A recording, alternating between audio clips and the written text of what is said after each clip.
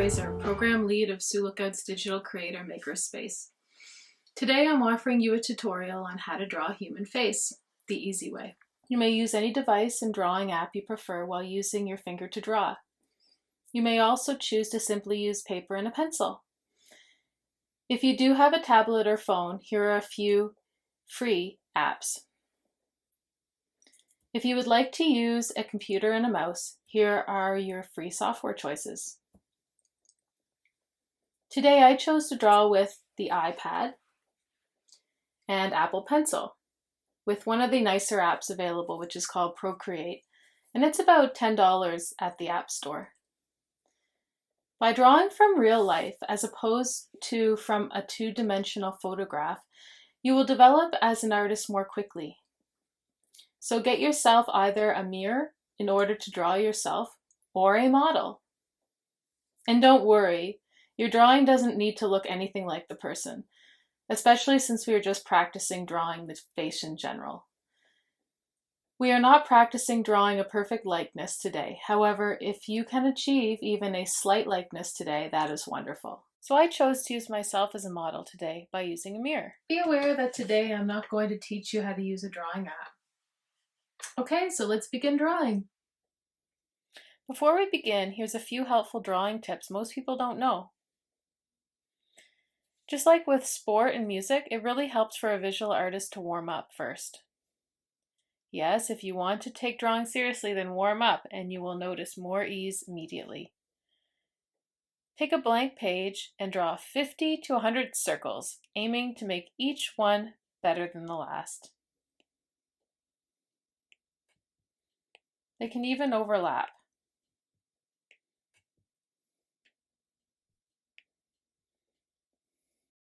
Draw a continuous line instead of multiple scratches. Most people start out drawing with chicken scratches, like this. However, you must learn to draw in smooth lines. How to easily achieve this is by drawing with your whole arm instead of just with your wrist or hand. This method is best for a few reasons. You will have more control in order to create fluid lines, as well as to exert more of your passionate energy into the drawing. You also won't get a tight wrist this way either. It also helps to sit up straight. Now you're ready to draw a face.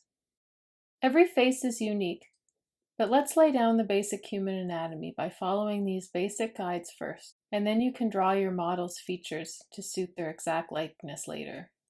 We must begin with an underdrawing. Underdrawings or guides are important to a successful outcome, just like blueprints are important for building a house. Draw your guides in lightly, if using pencil and paper, so they won't be very noticeable. If you are using an app, most drawing apps have the ability to create layers, so that you can draw your guides on one layer and your drawing on another, so that when you are finished, you can simply erase your underdrawing layer. Draw a circle about half the size of your page. This circle represents the cranium, which is the upper part of the head, minus the jaw. Next, draw a second circle, approximately the same size as the first one, beginning the circle in the middle of your first circle. The bottom of this circle should end up about halfway below your first circle, which will mark where the base of the chin will be. Then approximately halfway between the middle and base of your first circle, draw a line, or in the middle of the two circles. This is called the eye line. It's also important to add a center line. Draw two circles the size of an eyeball, leaving an eye width between them, and another eye width on both sides of each eyeball. Now you have the general location of a person's eyes. The nose placement is easy now since the approximate placement of the nose falls upon the base of our first circle. Draw a couple of marks for your model's nose location.